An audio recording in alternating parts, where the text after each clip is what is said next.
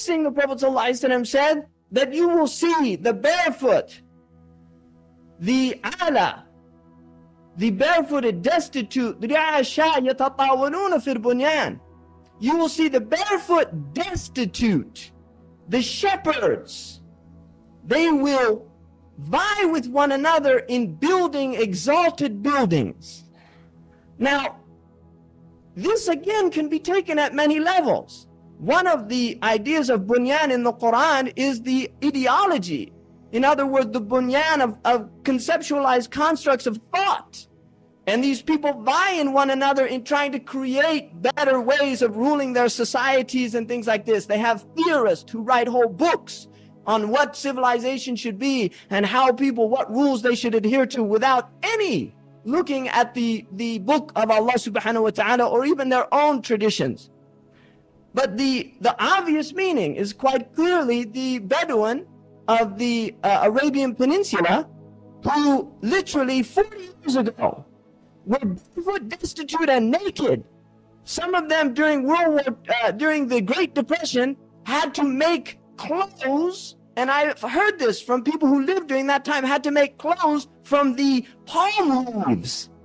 From the palm leaves to cover their nakedness because it was so difficult to get cotton during that time.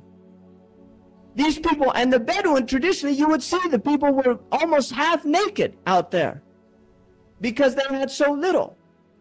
And you will see them vying in building large buildings. Within our own lifetime, we've seen that. And I was in Dubai, going in a taxi, and I saw an old building and a larger building next to it. And on the old building, there was new construction going on.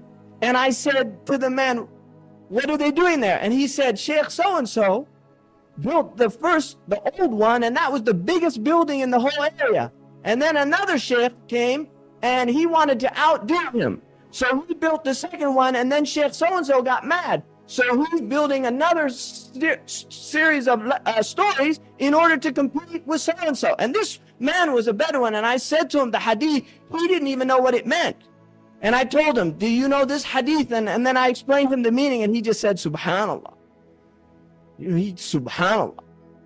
Because he knew that he saw the ayah, but he didn't have the source to take it back to. So I was witnessing something the Sahaba believed in with Iman, and I was seeing it with my own eyes. A sign that the Prophet ﷺ would happen towards the end of time, which is extraordinary. Now another thing, يَتَطَاوَلُونَ فِي الْبُنْيَانِ means, according to Raghib al-Isbahani, also to build by degrees and then break down and rebuild again. Now this is something unique to the 20th century. You will see whole buildings destroyed and flattened in order to build a new, bigger and larger building. So it can also have that meaning, which is happening all over in these cities, where they build a perfectly good building just to build, and it's israf, it's hadam, it's israf, it's absolute profligacy. And yet it happens, and we're witnessing it in our own time. So the Prophet ﷺ gave us these signs. Now I want to look briefly at some of these other signs, but I also want to just emphasize the importance of the fact that the fourth element mentioned in this hadith is the signs of the end of time. And when the hadith finishes, Umar radiallahu anhu says, لَبِثْتُ مَلِيًّا, I waited some time and then asked the Prophet ﷺ, the Prophet asked him, do you know, أَتَدْرِ مَنَ السَّائِلِ يَا Umar, do you know who the one asking the question was? And he said, no. And he said, هذا جبريل, that was Jibreel, أتاكم ليعلمكم دينكم. He came in order to teach you your deen. Now what did he teach? He taught Islam, Iman, Ihsan, and the alamat as-sa'a. And these people, the Sahaba, were waiting and watching to see the signs manifest. And Hudhayfa ibn Yaman, radiallahu anhu, is one of the great scholars of the signs of the end of time. So amongst the Sahaba themselves, they had specialists that were specialists in this knowledge, and it is a knowledge. Now what I've noticed is that a lot of Muslims are almost embarrassed to mention the end of time. It's like you never hear it. And that in itself is a sign of the end of time. Because the Prophet ﷺ said, لا يخرج الدجال إلا عن غفلة من الناس. The Dajjal will not come out until people have forgotten. And he said, وَيَتْرُكْ ذِكْرَهُ أَئِمَّتُنَا عَلَى الْمَنَابِرِ. And our imams will leave his mention from the minbar. Now, one of the things you never hear in khutbah is the mentioning of the Dajjal. I lived in the Middle East for almost 10 years, and I never heard a khutbah on Masih al-Dajjal. And that in itself is a sign of the end of time. And the Prophet ﷺ mentioned also that people would yadhhiluhu, they would forget about him, the Dajjal himself. Now, there are many signs that come before the actual Dajjal. And if you look, there is not one of them that has not manifested. Now, there is an argument that they were existing 500, 600 years ago. In fact, Ibn al-Hajj in his Madkhal, which was written in the 6th century, already is saying, and all the alamat al-sughra are here. Wallahi, if he could be alive in our time, he would drop dead. He would pass out. Because he was living in a time when Fes, he was from Fes, was a center of knowledge and civilization. There were ulama on every pillar. And he himself was saying that the signs were all there already. Now, part of the beauty of that is that we should always be thinking about the Sa'ah, because in reality, the Sa'ah is also our own death, because that's called Qiyamat al-Sughra or Sa'at al-Sughra, the lesser hour, which is our own death. And so we will see within our own lives, and Sakarat al-Maut are like the Zalzalat al-Sa'ah. They're like the shaking of that last hour. So those are there. Now, if you look at the Christian tradition, they have some understanding of the last hour, and they will speak to great length about it.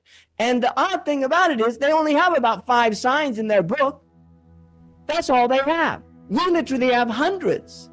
Hundreds. They have like 5 or 6 signs that there would be wars and rumors of wars. There would be famines and earthquakes in various places, which we have all those signs. But then add all of the other signs.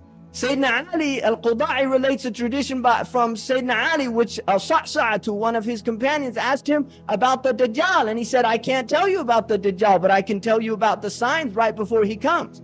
And then he mentioned several signs. In one riwayah, it's almost about 70 signs. And from amongst them, he said that you would see people with amatu salah. They would literally, the prayer would become dead, lifeless, routine.